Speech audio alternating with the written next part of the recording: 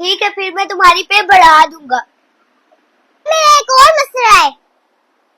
दूसरा मसला क्या है आपका? सर मैं जॉब की वजह से अपने घर वाले को टाइम नहीं दे पा रही। क्या फिर मैं आपको एक्स्ट्रा लीव दे देता हूँ। जी एक और भी परेशानी है। और क्या परेशानी है, हम उसका भी हल निकाल लेते हैं।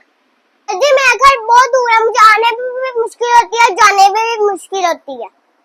ठीक है, फिर मैं कंपनी के ड्राइवर को कह के तुम्हारा पिकिंग ड्रॉप करवा देता हूँ। ये सारा मुझे कोई परेशानी नहीं है।